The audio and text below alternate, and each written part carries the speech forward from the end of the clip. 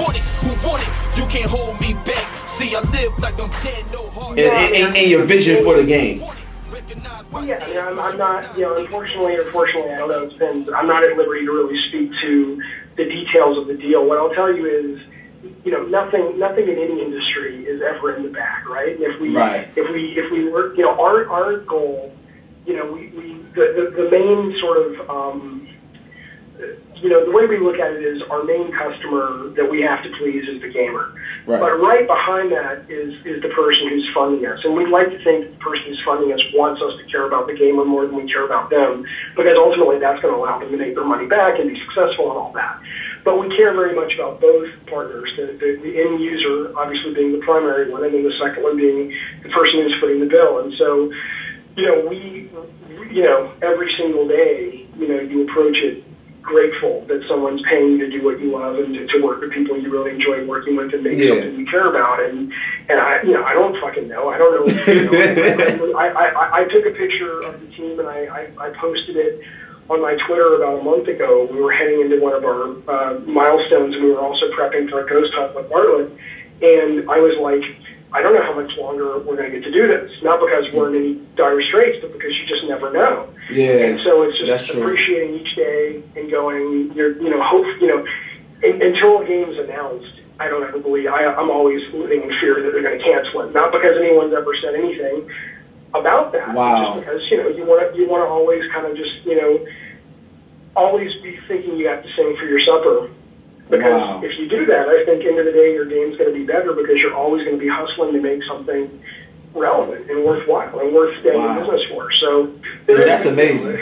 That's one of the best answers I received, from someone in the industry, like actually on that particular topic. That's crazy. Now I want to talk to you about this, David. I really want your expertise on this. Cloud technology, man. Like, you know, Mark Cerny was saying a lot of things about it. You know how, you know, it'll do this, but it'll do this and help our AI and stuff, but it may not improve graphics. And then Microsoft saying that it does improve graphics. We can always update and do this. I'm curious, man. What are your thoughts about cloud technology, and is there any way where cloud technology is helping you out with the game that you're building?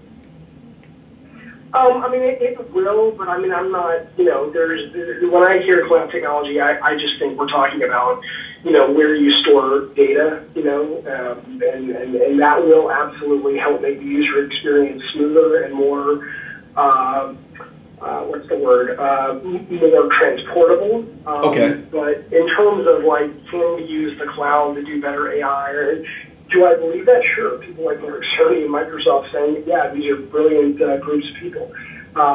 But, you know, we're not, like I said, I mean, our goal is to make something awesome using, you know, we're just not, we're looking to build a studio that's really more about gameplay and content and IP, and obviously, you know, it's games, it's video games, technology is at the heart of it, but we're not looking, you know, we're not looking to sort of be at the forefront or the vanguard of, you know, super duper next gen. For us, it's more about using the tools that are there to make really cool stuff. Yeah, we'll let somebody else invent the tools. Now, I completely understand that. Now that you have your, you know, team and you're building this franchise and you're building your game, just from your vision, you know, where do you see yourself, you know, 3 to 5 years from now, you know, with your company, with the game that you want to release to the world, and the future of it? And the reason why I ask that, because I support you, dog. Like, as a friend, as a person, as a developer, I respect you and I support you, and I just always want to see the best for you. And I don't think I even asked you that question before. We had a few interviews, you know, a while back, but I just want to know, you know, what's your future for this particular company, the people around you, and the project? Because 3 to 5 years from now, I can imagine, you know, how big and where you'll be. But I would like to know from yourself. Well, first off, I appreciate those very nice things, and so thank you. And I hope, you know, I feel the same way about you and your ambitions and your drive and what you're going after. So right back at you. In terms of, you know, I don't know if I want to say it out loud. Let's just say, you know, this is the best working experience I've had at games. It's a great team. There's, you know, absolute there is an absolute long-term vision for this company, and really, I guess fundamentally, it's to make really just great entertainment and primarily interactive entertainment. But I would feel awkward saying too much about it, because if it doesn't happen, which you never know, I don't want to sound like an idiot, And I understand. But I tell you what, in 2 years, let's have the conversation, see if we're on track. But it's definitely, we're looking to build. Okay, here's what I'll tell you. Here's what I can share. So, this is like 4 or 5 years ago.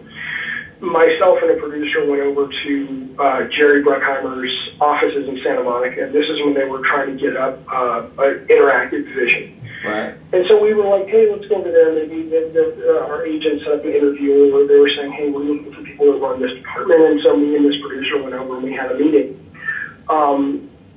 And that, whatever, nothing came of that. But what stuck with me was walking into those offices in Santa Monica and seeing all of the posters and sort of props and relics from this just career of making great entertainment that has really, thrilled and entertained the world.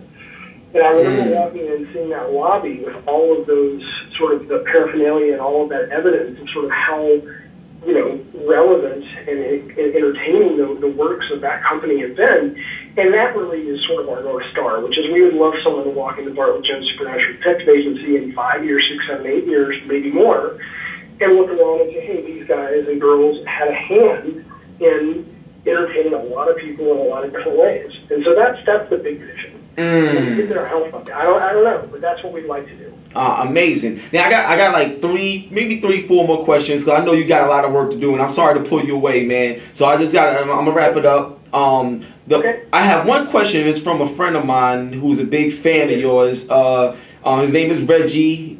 His AKA is Weapon X. He actually, has been to the Army and stuff like that. He's a soldier and stuff, and he's a huge fan. Okay. And one of his questions was, if they make God of War 5, I'm sorry, if they make a God of War 4 and they had asked you, to lend your expertise to the game, if you have the time, would you do it? And if so, what form would you change the formula up a bit? Because you did say that before. You did mention. I absolutely would change the formula. I would change a lot about it. I think it's still relevant, but I think from a gameplay standpoint and a storytelling standpoint, it definitely needs it needs to sort of it needs a, what's the word?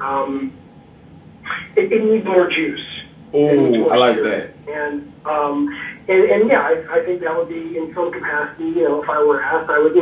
I'd love to sort of be involved in some capacity in that adventure. But yeah, I'll always have a soft spot and a desire to contribute to the universes of both God of War and Twisted Metal.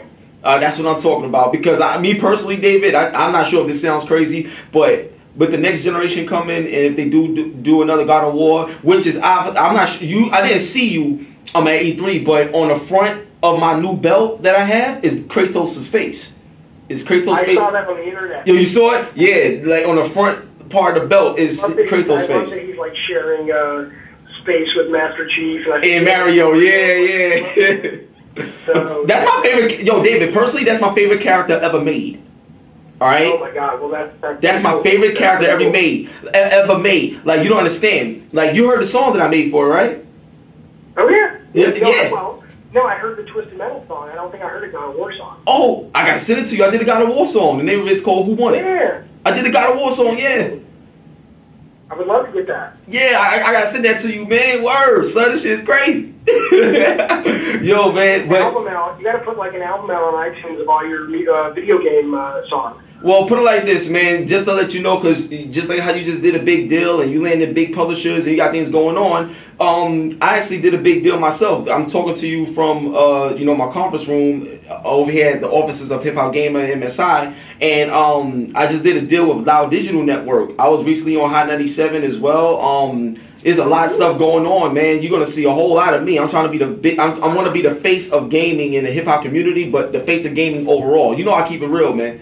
You know what I'm saying? I think that's awesome, and I believe that will continue to grow for you. There's no doubt. You know what I'm saying? It's happening, man. Trust me. So now it's really about to get crazy. And just to add to what I was saying about the God of War game, I think that if God of War became an open world title, like a big open world. The reason why I say that is because when you look at the artistry of the game and you look at the levels and stuff, I want to go to all of these places when I play the game, but you know you can't because it's still a near experience. I would love for God of War to actually be like more of an open world experience where I can just, wherever I see, I can go to and destroy and kill shit. I would love that. What do you think of that idea?